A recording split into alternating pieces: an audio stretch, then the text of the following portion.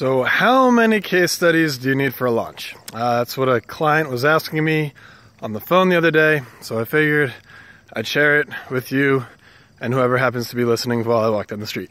So basically the answer is, depends on where you start. So I would say start with 4. The reason why you can do 4, because it's not super overwhelming and launches are stressful enough. And, 4 gets you 1 per main bucket or avatar.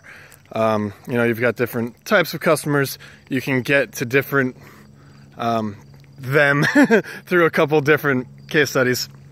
And then the next level is then doing zoning in on okay, you've got these different avatars, but a couple are, more buying more stuff than the others. Usually, yeah, we also serve advanced people, but most of your buyers are, beginners, let's face it. So then when you start retooling, you want to get especially focus on those and get more of those and get them in different layers.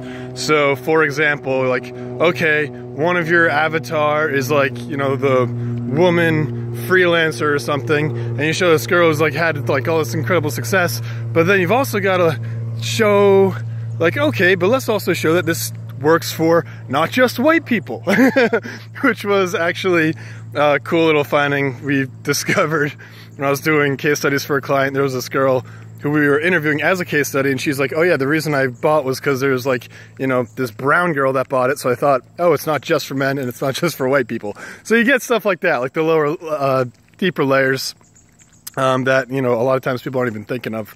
So you just do subdivisions in different areas of your avatar.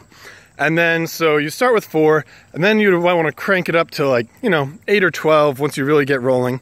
And the reason, and then you can still have multiple for different, avatars.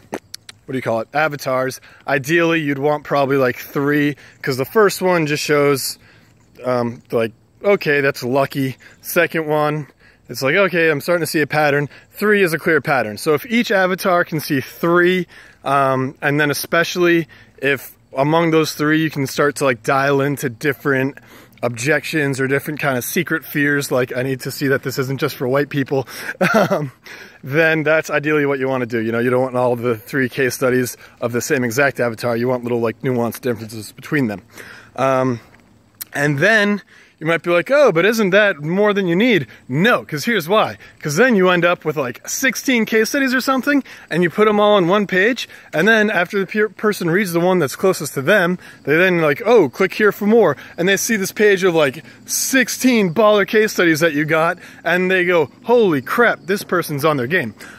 So then at that point, they don't even need to read the other ones. Just knowing that you went that deep with so many people, that you're so invested in your client's success that you're, interviewing them all and telling their stories like this. How many people are doing that? 4? Are you kidding me? So that'll really set you apart. So there you go. And then from there, you also want to keep adding new ones just to keep them fresh. If it's the same success stories that your list saw last year and the year before that, it's probably definitely time to start spicing it up and adding some new ones. So there you go. Start with 4, then add 4 more specific, and just keep going on by 4. Why not? And specifically honing in on the avatars that are buying the most, keeping them different and keeping them fresh. All right. That was way longer than I thought it'd be. Go to Marketing with Brian for more if you like this. Bye.